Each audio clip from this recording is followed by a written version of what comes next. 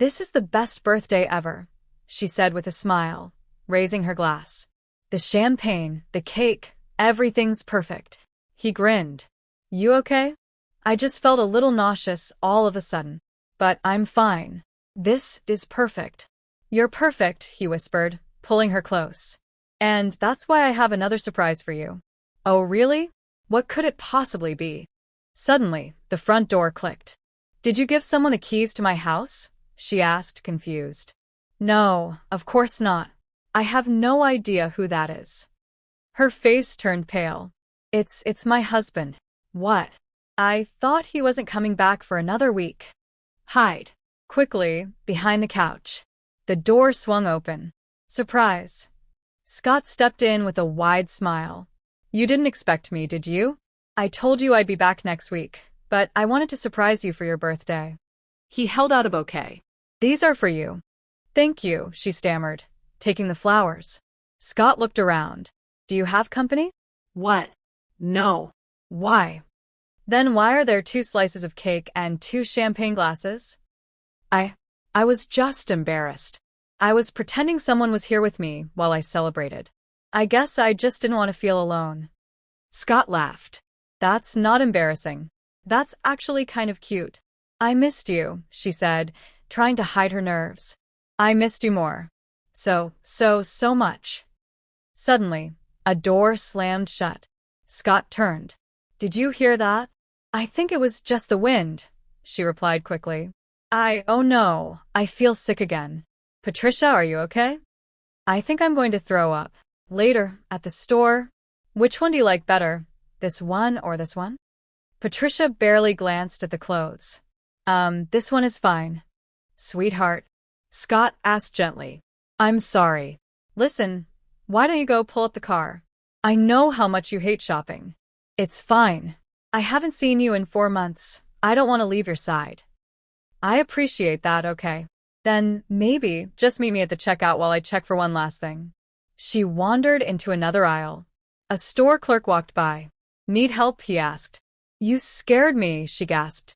No, I'm fine, thank you. Is there a way I can pay for this item here with cash?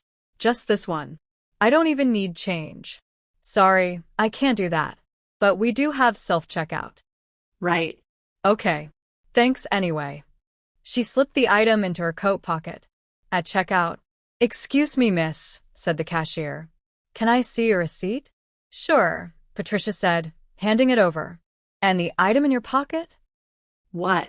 Oh, I must have forgotten to scan this. I'm so sorry. Scott stepped forward. Put on my card, please. No problem, said the cashier. Thank you. Back at home, Scott couldn't stop smiling. I still can't believe it. After all these years, trying, I started to think the problem was me. But now, if you're really pregnant, if it's a boy, can we name him after you? Patricia asked. Later that week, Patricia walked into the living room and saw decorations everywhere. What's going on? Scott beamed. I have great news. After your positive pregnancy test, I just couldn't wait. I went to see your OB-GYN. You went to my OB-GYN? I know I wasn't supposed to, but I wanted to be the one to surprise you. And now, we're going to find out the gender. He pulled out his phone. And look, we're live. All our friends and family are watching. Even our moms. Patricia's eyes widened. Wait, what? Get closer to the table, Scott said. Put this blindfold on. Okay. He handed her cue cards. Read the first one when I say. Ready, he asked the viewers. Let's begin. Patricia held up the first card, eagerly waiting for our bundle of joy. The next one. We'll love him, no matter the noise or joy. And then, pink or blue. We'll let you choose. Final card. The king and queen are having a prince. Scott clapped, laughing joyfully. But then his face changed. What is this? He asked, stepping forward. What? I was deployed. How are you pregnant? This baby isn't mine. The live stream gasped. Scott turned to the camera. Everyone, I want you to know what she did.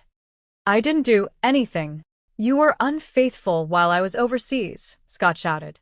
While I was protecting my country, you betrayed me. You want to humiliate me? What about you? We tried for years and nothing happened. Now that I'm finally pregnant, it's clearly your fault. I want you gone, Patricia. I never want to see you again. Fine. I'd rather live with Nate anyway. And thanks for humiliating me. You should be the one ashamed. You can't even have kids. What kind of man are you? Patricia stormed out. Months later, Patricia moved in with Nate. At first, everything seemed perfect. She was excited to start a new life with him and the baby. But at a follow-up doctor's appointment, her world shattered. She wasn't pregnant. It had been a false positive. Heartbroken, she returned to Nate's apartment, only to find him with another woman. He had been cheating just like she had. Devastated, Patricia left. 2 years later, in a quiet bookstore, Patricia bumped into someone. I'm sorry, she said, not looking up. No problem, the man replied. She froze. Scott. Patricia. How have you been? Well. And you? How's Nate? That ended quickly. So did the pregnancy. It was a false test. I'm sorry to hear that. Take care. She turned, but stopped. Wait. I just wanted to say I'm sorry. About everything. I was angry about the live stream, but I understand now. I've been thinking about you. A woman walked up, holding a baby. Honey, did you find it? Yes, Scott said, smiling. Her favorite. Patricia's heart sank. Tanya, this is Patricia. My ex-wife. Oh. You're Patricia, Tanya said sweetly. Patricia looked between them. Is that your girlfriend? My wife, Scott said proudly. We got married last year. Wow. You moved on fast. Well, he said gently, turns out I wasn't the one with the problem. Patricia's eyes fell on the baby. That's your baby? My son, Scott said, nodding. I thought you couldn't. He smiled. Turns out I can. Patricia's lips parted to say something, but she couldn't find the words. I gotta go, Scott said, taking Tanya's hand and walking away. And just like that, Patricia was left standing alone, watching the life she threw away walk out the door for good.